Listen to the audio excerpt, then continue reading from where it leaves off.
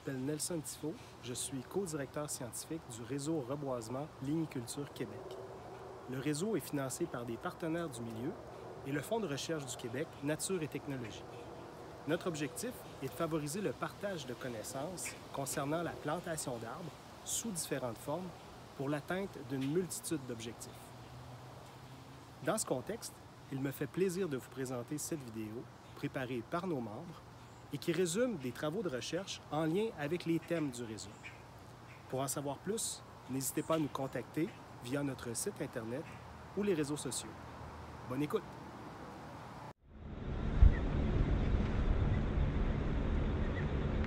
Alors bonjour, je suis Michel Labrec, je travaille à l'Institut de recherche en biologie végétale et je suis aussi professeur associé à l'Université de Montréal.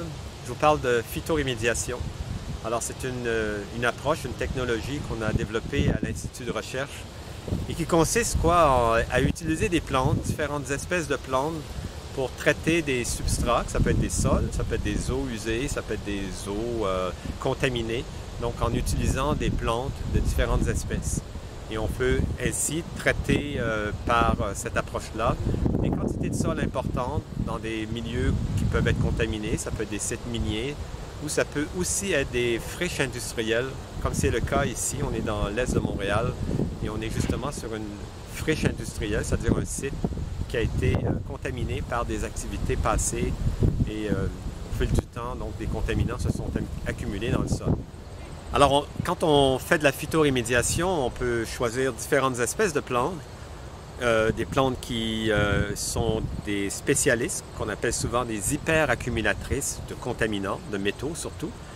Mais on peut choisir aussi des plantes qui ont des capacités de croissance rapide, qui développent beaucoup de biomasse et qui font beaucoup de biomasse racinaire aussi.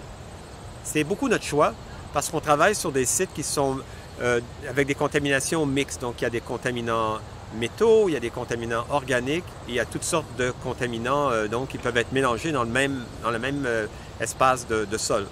Ce qui fait qu'un de nos choix de prédilection, c'est beaucoup les saules. Comme vous le voyez autour de moi, je suis beaucoup entouré de saules. Donc on travaille avec des saules, genre Salix, mais pas une seule espèce. On travaille avec différentes espèces et surtout différents cultivars de saules. Ça nous permet d'avoir de la diversité et ça nous permet d'avoir des résistances peut-être plus fortes aussi à certaines maladies, certains ravageurs, et aussi des différences dans la capacité de retirer des contaminants ou de contribuer à la dégradation d'autres contaminants. Alors je vous parlais des saules qui sont notre groupe de plantes de prédilection, mais on travaille également avec des peupliers qui font partie de la même famille, donc des Salicacées. On aime aussi les peupliers et vous les voyez derrière moi parce que là aussi, c'est un arbre à croissance rapide qui fait beaucoup de biomasse aérienne. Les plants les plus hauts que l'on voit derrière n'ont que ils terminent une troisième année de croissance. Et donc, cette biomasse aérienne que vous voyez, on peut imaginer que la biomasse racinaire, elle est aussi importante. Donc ça, c'est important pour nous d'avoir beaucoup de racines dans le sol quand on fait de la phytorémédiation. Et encore là, on travaille avec différents cultivars de peupliers d'ailleurs qui nous sont fournis par le ministère des Forêts, de la Faune et des Parcs du Québec, donc on les remercie au passage. Mais pour nous, c'est important d'avoir donc une diversité de plantes dans ce projet ici, puisque c'est un banc d'essai. Donc on fait l'essai de plusieurs espèces de plantes et de cultivars de plantes.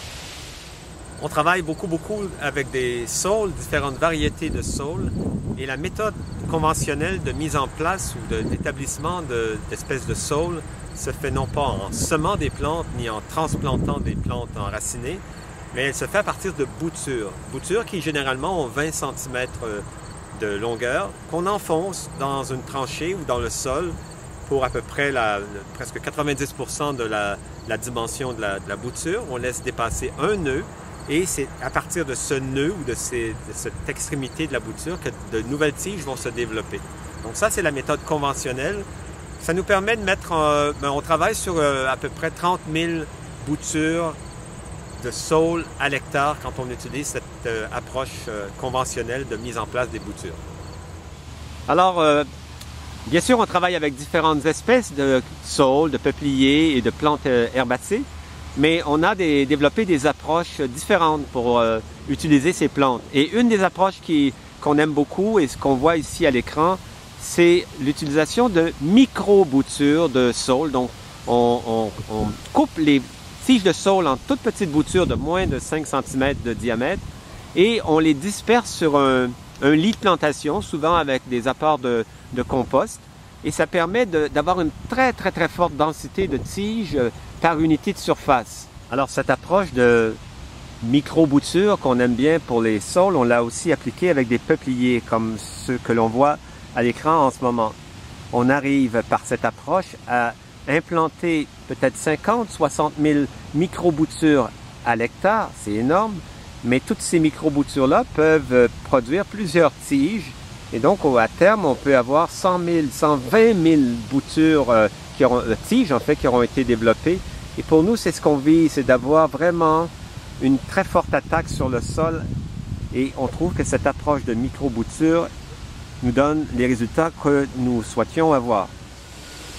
Parmi les autres approches qu'on a développées, tout à l'heure, je parlais de micro-boutures, on peut aussi parler de macro-boutures. Alors, ce sont de longues tiges de saule qui peuvent faire 3 ou 4 mètres de long et on enfonce le plus profondément possible la partie souterraine, donc la base de la tige, à 90 cm, 1 mètre de profondeur et ça permet aux tiges de développer des racines un peu plus en profondeur pour aller capter la contamination qu'il peut y avoir donc dans les horizons plus profonds du sol. C'est intéressant comme approche et avec cette approche-là, on met un peu moins de densité, comme la densité est un peu plus faible.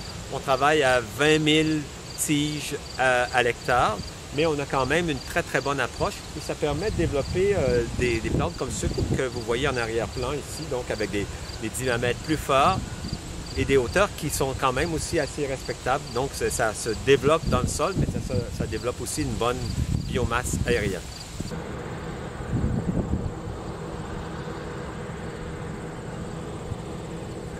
Alors une autre approche qu'on utilise aussi pour la décontamination de friches industrielles comme ce qu'on a ici, c'est une technologie qu'on a un petit peu développée, c'est-à-dire au lieu de prendre des boutures et les planter de façon verticale dans le sol, on couche de longues boutures de longues tiges de saule ou de peupliers.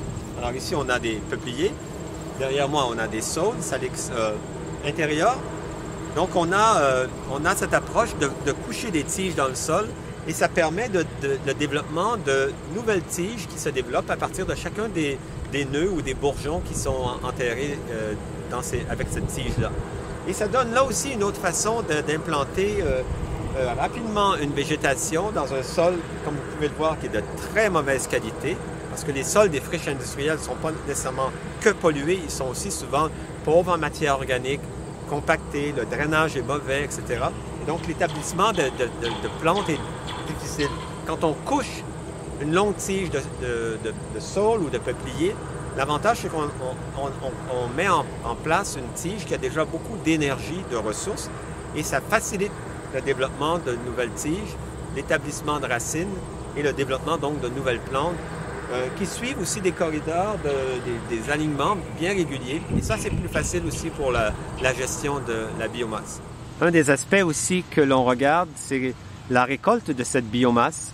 Donc, au premier plan de cette image, on voit non seulement Patrick Benoît qui travaille avec moi, mais on voit aussi des saules qui ont été resseppés, donc taillés à l'automne dernier. On est à la fin d'une nouvelle saison de croissance. Et vous voyez quand même que la reprise, elle est assez importante. On a déjà des diamètres, des hauteurs de presque 1,50 m de tige. Et on regarde l'impact de ce resseppage sur les capacités des plantes à capter davantage de contaminants par rapport à celles des plantes qui ne sont pas resseppées. En arrière-plan, vous voyez des tiges plus hautes qui n'ont pas été resseppées à l'automne dernier. La phytorémédiation est une approche qui prend du temps.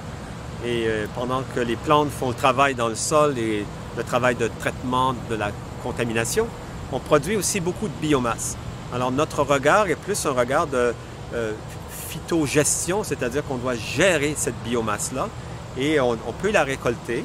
Les saules, les peupliers peuvent être resseppés à fréquence et donc on peut générer des grandes quantités de biomasse et ça c'est une chose qu'on va faire et qu'on fait déjà. On a recepé certaines de nos parcelles. On génère donc de la biomasse, des assez bonnes quantités de biomasse, et on cherche donc à la valoriser. C'est un peu aussi les recherches et le projet que l'on fait, c'est-à-dire qu'on regarde si cette biomasse-là pourrait pas être insérée dans différentes filières. On pense bien sûr à la filière du bois raméal, du compostage, mais on regarde aussi la filière des biocarburants, ce qui n'est pas impossible, ou des biocombustibles. Mais comme on est dans un secteur où l'industrie pétrochimique est très développée, il serait intéressant que ce bois-là puisse éventuellement contribuer à la chimie verte, donc à la fabrication de bioproduits et autres produits biosourcés comme celui-là.